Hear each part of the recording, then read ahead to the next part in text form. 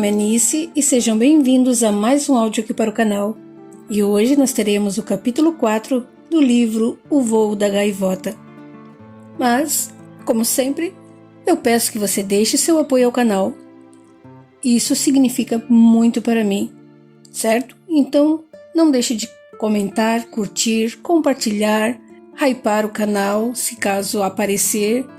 Tem o QR Code da tela ou dar uma olhadinha no box de descrição. Ok? Então, dados os recados, vamos para o capítulo 4. Túnel Negro. Na noite seguinte, fomos, Elise e eu, encontrar com meu pai. Minha amiga foi logo lhe passando os dados do Túnel Negro, com informações que obteve no posto de socorro do umbral das imediações do local onde Walter estava. Obtive os dados com o orientador do posto de socorro Caminheiros de Jesus, explicou Elisa. Colônias ou postos de auxílio têm quase sempre a previsão exata de quantos desencarnados vagam pelo umbral e de quantos moradores existem em suas cidades. Isso no seu espaço espiritual para facilitar socorros e orientar socorristas. Assim, tínhamos nas mãos um mapa do local, com as medidas de todos os compartimentos do Túnel Negro. Seu chefe era mesmo o Natan. Estavam anotados quantos colaboradores ele tinha, quantos escravos e abrigados, como também todos os detalhes importantes da fortaleza por dentro. Meu pai leu todos os dados e entregou a folha a Elisa, e nos convidou. Vamos. Voltamos até o umbral e lá fomos andando. Observamos tudo. Perto do Túnel Negro paramos e examinamos bem o local. Ficamos ali poucos minutos e voltamos. Amanhã voltaremos, disse meu pai. Só que um pouco mais tarde, e de lá tiraremos os que quiserem sair. Agora vou ao posto, junto ao centro espírita, para organizar tudo. Estávamos caminhando, Elisa e eu mais próximas, e meu pai a uns 2 metros de distância, quando ouvimos. Café com leite! Uma branca, outra negra. Leite com café. O desencarnado que falou riu alto, gostando do que dizia. Elisa o observou e dirigiu-se a meu pai. Senhor José Carlos, por que tanto preconceito?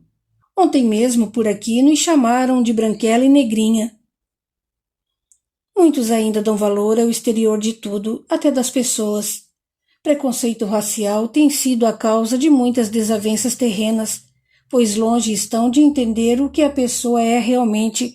Vendo somente o exterior, criticam tentando ofender. Esse indivíduo o tanto quis ofender a uma como a outra.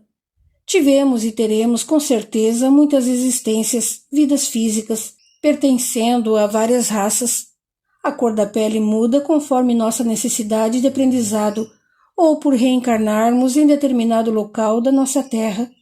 Podemos ter sido vermelhos, amarelos, negros e brancos. Aqui no umbral também há preconceitos e muitos. Existirão preconceitos, até que entendam ser temporário a pessoa vestir um corpo branco ou amarelo. Nosso espírito é e será o mesmo. Devemos tirar lições dos diferentes modos de ser externamente para nosso aprendizado e progresso. Meu pai fez pequena pausa e concluiu. Muitos têm medo de olhar para dentro de si mesmos, porque só irão encontrar inferioridade e o grande vazio do nada. E sem a comunhão com a vida, quase sempre o preconceito racial vem à tona. Assim, não gostam de olhar os mais evoluídos que eles, pois ao vê-los, confirmam sua própria pobreza. Eis a razão da maledicência. Ao denegrir a imagem do próximo, sentem-se melhores que os alvos de suas críticas. Ainda não conseguem ver, reconhecer todos como irmãos. Eu, se quisesse, disse Elisa, poderia agora, que possuo um corpo perispiritual, ser diferente, modificá-lo e ser branca ou com feições orientais. Mas a cor não me faz diferença. Amo todas as raças e permaneço como fui em minha última encarnação. Para os que compreendem, o exterior não faz diferença, disse rindo meu pai. Uma de minhas encarnações que recordo com carinho foi na Índia, em que fui bem escuro, quase negro. Eu também já recordei muitas de minhas existências. Também já vesti um corpo físico negro e isso não me fez diferença, pois tive nessa encarnação alegrias, tristezas e problemas comuns de encarnada, como em todas as outras oportunidades. Senti-me bem em ser negra. Meu pai tem razão, tudo é temporário, tudo passa, e nós ficamos com o proveito de cada encarnação. Despedimo-nos. Cada um voltou aos seus afazeres.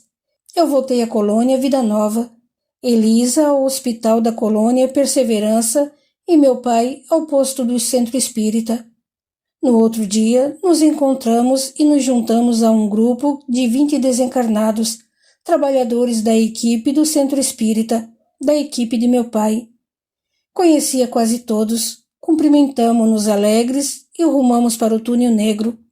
Sabíamos que Natan estava sempre ausente à noite, quando se dirigia com frequência para perto dos viciados encarnados, dizendo que pesquisava o efeito das drogas nos corpos físicos. Saía sempre com seus colaboradores diretos. Logo chegamos. Íamos entrar meu pai, Elisa e eu, além de 5 da equipe. Os demais nos esperariam por perto. O túnel negro por fora parecia mais com um castelo, desses europeus antigos, cor cinza e com algumas janelas pequenas. Natan não confinava seus moradores, que ali entravam e saíam quando quisessem, havendo prisões só para os que o desobedeciam. Mesmo os que ali estavam e que eram usados para experiências, estavam conscientes do que ia acontecer, e muitos viciados procuravam o túnel negro em busca de drogas para uso próprio. É claro que, para conseguir o que desejavam, tinham que se submeter às regras da casa. A entrada do hospital, assim eles gostavam de chamar o lugar, era vigiada. Natan não admitia falhas, e seus ajudantes o temiam. Os drogados, desencarnados e também os encarnados, despreendidos pelo sono físico, entravam ali facilmente. Muitos encarnados transitam pelo umbral, uns, trabalhadores do bem, para ajudar, outros à procura de seus objetos de prazer. Os encarnados viciados são bem-vindos em muitos lugares parecidos com o túnel negro. Isso porque lá recebem incentivos para continuarem no vício e também orientação para viciar outros. São instruídos para continuar no erro e fazer o que eles querem. Pensam esses encarnados que estão com amigos e acabam como fantoches nas mãos deles. Os drogados vêm sempre ao túnel negro em busca das sensações que o tóxico lhes proporciona. E Natan, por aquela área do umbral, tinha fama de alimentá-los no objetivo de seus desejos. Ficamos frente à parede externa, perto da porta da frente. Os guardas estavam no momento do outro lado, quando meu pai, representando um viciado, entrou na saleta como se quisesse drogas. Veio atendê-lo uma enfermeira, ou atendente, uma desencarnada que anotava tudo o que se passava por ali. Acostumada a receber encarnados, atendeu-o normalmente sem desconfiar de nada. Quero falar com o Dr. Natan, disse meu pai. Ele não está no momento, respondeu a mulher. Chame-o para mim, insistiu papai. Não posso importuná-lo e não sei onde ele está. Você vai ter que aguardar. Vá chamá-lo, moça, falou meu pai. Trouxe o material que há tempos ele procura. A mulher virou-se e entrou por uma porta indo a outra sala. Rapidamente, papai nos deu sinal para entrar. Passamos da sala para um corredor e por muitas outras salas ou cômodos. Ali não havia enfeites como costumamos ver nas cidades umbralinas.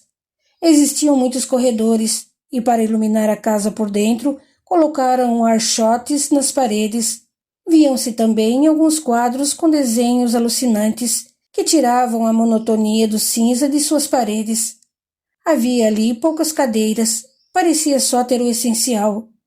A casa possuía área de lazer e acomodações particulares aos seus moradores. Eram cômodos parecidos uns com os outros. As prisões eram celas pequenas e individuais. Logo após, entramos numa grande sala e nos separamos em grupos. Meu pai entrou no laboratório, olhando tudo sem mexer em nada.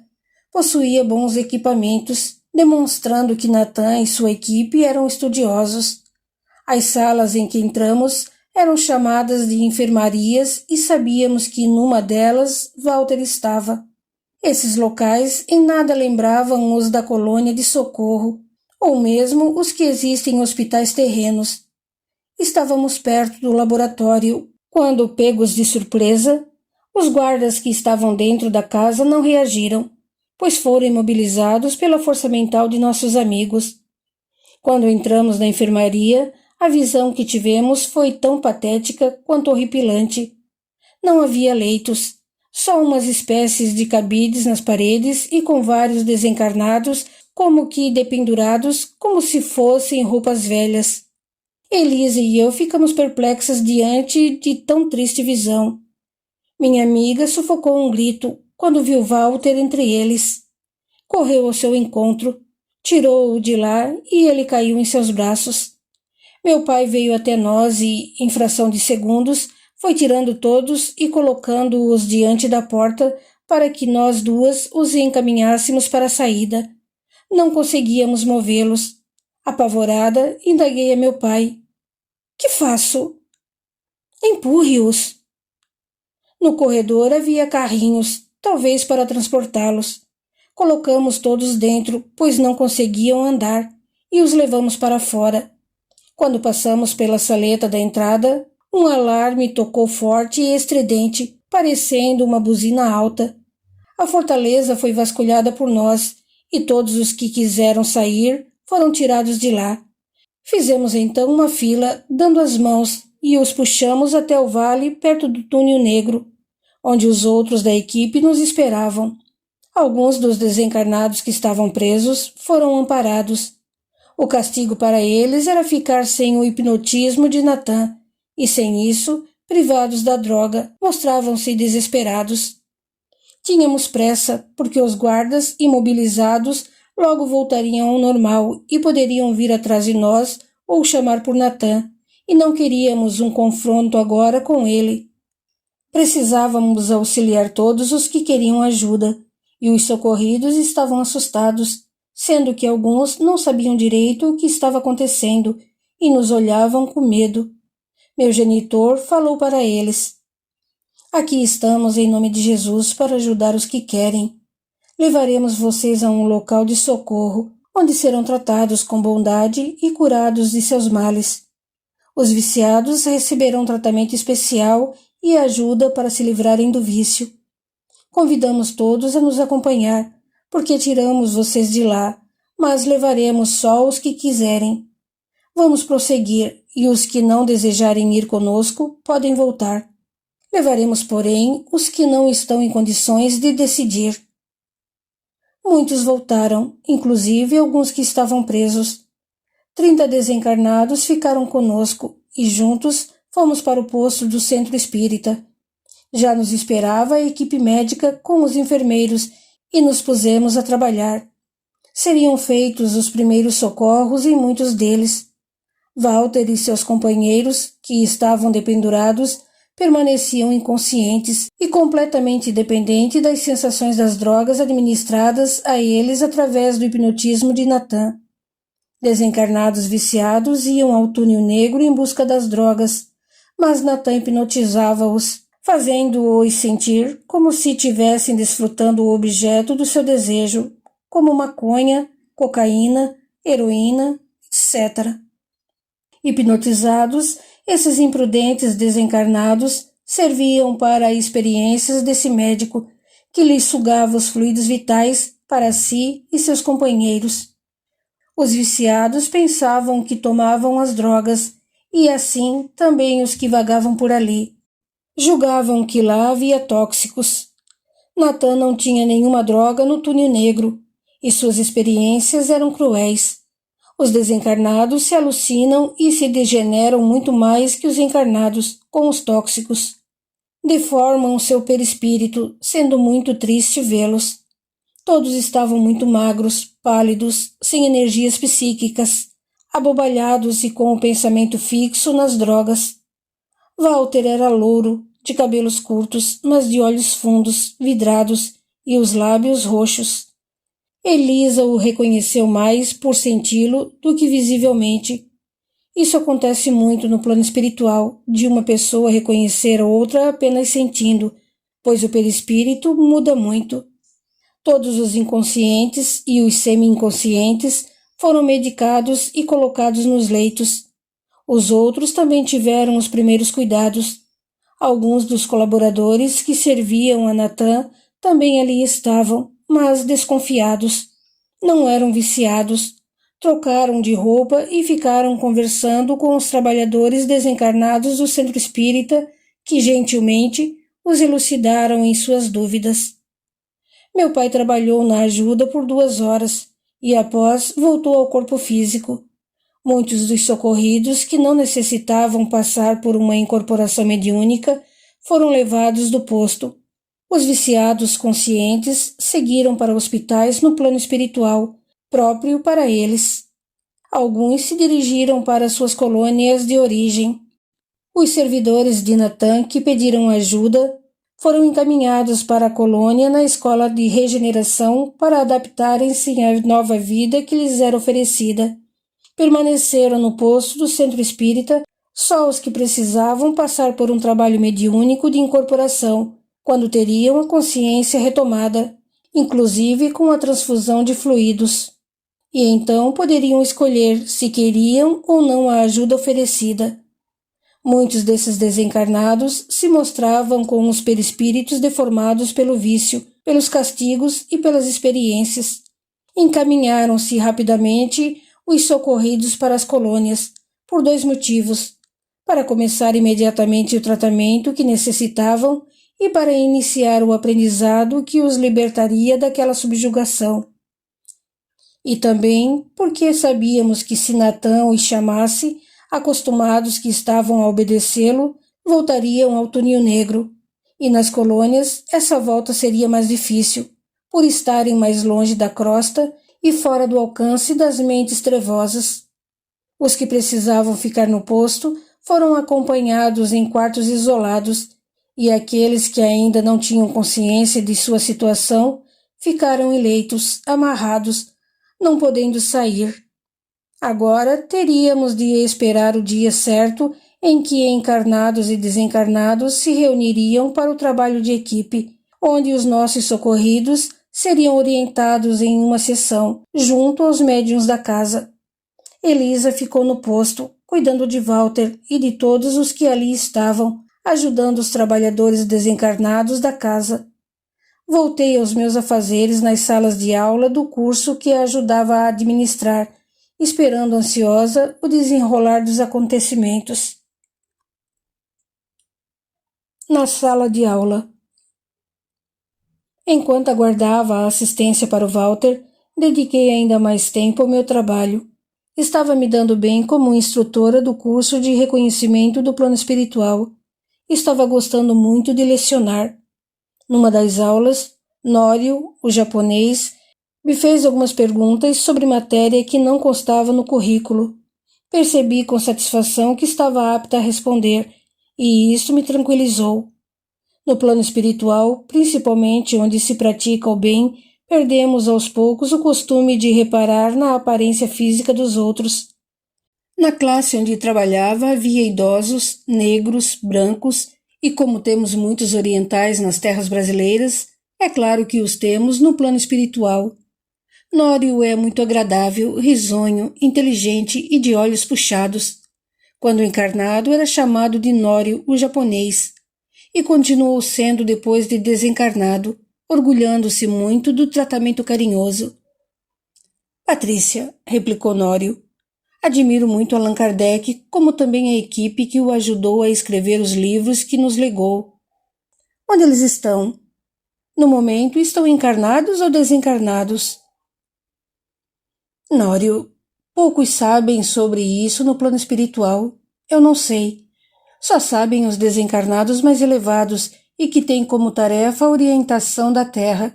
Nós, a maioria, não sabemos deles e nem do destino de espíritos considerados santos ou que foram importantes de alguma forma quando encarnados. Essa situação acontece por precaução, porque se os desencarnados souberem, logo os encarnados saberão. E, como há muitos imprudentes, se falarmos que estão encarnados, rapidamente centenas de Allan Kardec's irão surgir, como também cada um de sua valiosa equipe. Se dissermos que estão desencarnados, poderão acontecer muitas supostas manifestações, por via mediúnica, em lugares que não têm a devida cautela com mensagens assinadas por pessoas famosas. Assim sendo, só posso responder que eles continuam firmes nos seus propósitos, rumo ao progresso, preocupados com todos os espíritos que trabalham para a sua evolução e ajudam com bondade a todos. Se estão encarnados, ninguém cogitam em pesquisar o que foram no passado, porque isso não preocupa os espíritos bons. Se desencarnados, muitas vezes se escondem em pseudônimos, porque reconhecem que não fizeram mais do que lhes competia fazer. Patrícia, já estou volitando, mas não o faço com rapidez. Será que aprenderei logo? Perguntou Nório novamente. Certamente, respondi. Aprendemos primeiro a volitar devagar para depois fazê-lo rápido. A última forma que aprendemos é a de fazê-lo com a rapidez do pensamento. O curso de volitação nas colônias é aberto a todos e aprende quem o deseja. Muitos encarnados se desprendem de seus corpos e volitam. É porque já sabiam? São danadinhos, disse Nório. Aquele que sabe faz. Se desencarnados sabiam, ao encarnar recordam-se facilmente. E quando despreendido do corpo carnal, seja consciente ou pelo sono físico, utilizam-se da capacidade. Mas encarnados também aprendem, se alguém os ensinar. Patrícia, quem tem medo de altura, como faz para volitar? Indagou Nório, todo sério. Rimos. Se desencarnado, elucidei-o, deve procurar o porquê do medo e superá-lo. Quando encarnados, usam-se alguns truques. No corpo carnal, o medo de altura é mais forte, porque se sabe que, ao cair, irá no mínimo se machucar. Desencarnados não correm esse risco. Minha mãe está encarnada, é acrófoba e volita e vai a muitos lugares. No começo tinha cautela e não olhava para baixo. Agora o faz mais facilmente e certamente um dia irá superar esse trauma, causado por acontecimento em uma outra existência. Patrícia, falou Hernani, tem uma prima que é espírita e sua filha mais velha, Lilian, desencarnou. Ela está bem e feliz aqui no plano espiritual, mas seus pais querem ter outro filho e que Lilian volte a reencarnar. Ontem nos encontramos e ela está num dilema, reencarnar ou não. Se os pais querem ter outro filho, tudo bem, mas não devem proceder como seus primos querem, com um retorno da filha. Existe essa possibilidade em alguns casos, quando desencarnados podem reencarnar em curto espaço de tempo entre familiares, e às vezes com os mesmos pais. Mas cada caso deve ser estudado com atenção. Os encarnados não devem fazer desse desejo algo que incomode o desencarnado, pois isto significa ser egoísta. E o desencarnado, se não tiver planos de reencarnar logo, não deve fazê-lo só porque os pais querem. Aconselhe Lilian a conversar com um orientador e pedir ajuda para resolver este problema. E, se ela se achar sem condições de retornar à carne, não deve fazê-lo agora. O assunto da aula passou a ser obsessão. Geralda nos contou que teve uma existência física muito difícil. Órfã, casou-se jovem e sofreu muito com o marido que bebia. Querendo se ver livre do esposo, planejou e o assassinou sem que ninguém ficasse sabendo. Trabalhou muito e criou seus 5 filhos, mas o esposo, em espírito, querendo vingar-se, obsediou-a por anos, até que os filhos moços procuraram um centro espírita que a ajudou. Falou emocionada do muito que sofreu e que, por causa da obsessão, conheceu o espiritismo, que veio elucidá-la e auxiliá-la bastante. Marcílio teve uma experiência diferente. Desencarnou em acidente no trabalho.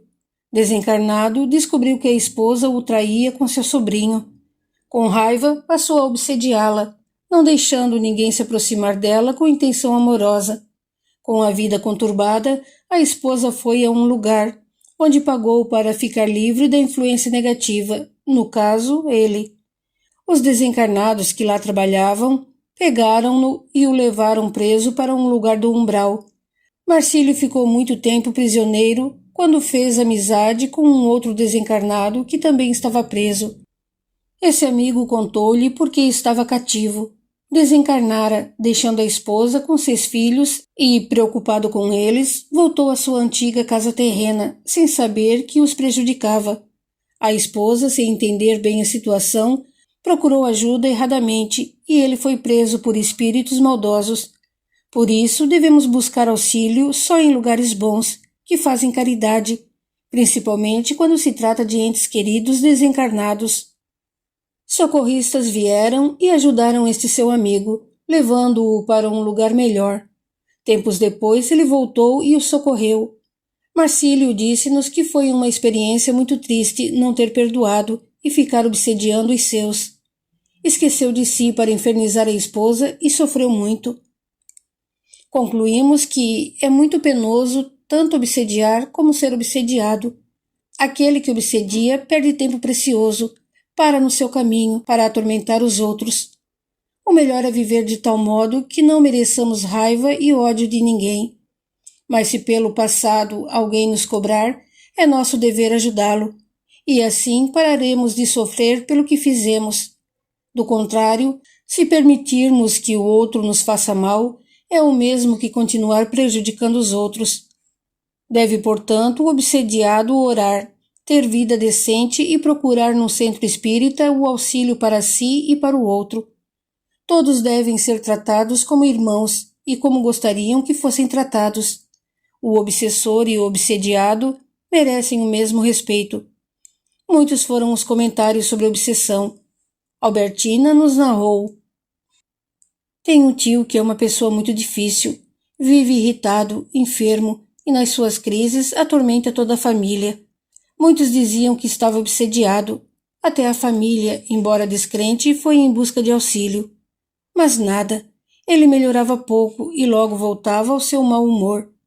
Logo que desencarnei, procurei ajuda para meu tio, pensando que era obsediado. Mas, para minha surpresa, ao visitá-lo, não vi nenhum desencarnado com ele. Querendo aprender, perguntei a um orientador que, para esclarecer-me, foi comigo vê-lo. Albertina, disse o orientador, esse senhor não é obsediado. Ele não se educou, é uma pessoa nervosa e, consequentemente, doente, pois quem não aprende a controlar-se quase sempre se torna enfermo. É pessimista, egoísta, gerando assim muitos fluidos negativos que o tornam mais irritado ainda. É pessoa difícil e que nada faz para se melhorar. Nem tudo o que acontece aos encarnados é culpa dos desencarnados, e nem sempre situações difíceis acontecem por obsessões. Estas existem, mas deve-se analisar se o encarnado sofre mais por suas próprias ações, por sua maneira errada de ser e agir, como também se não é física a origem do distúrbio como seu tio, que é pessoa difícil. Realmente, concluímos que muitos encarnados colocam a culpa nos outros, porque isso é mais fácil do que reconhecer os próprios erros. Patrícia, perguntou Marília, um encarnado pode obsediar um desencarnado? Pode.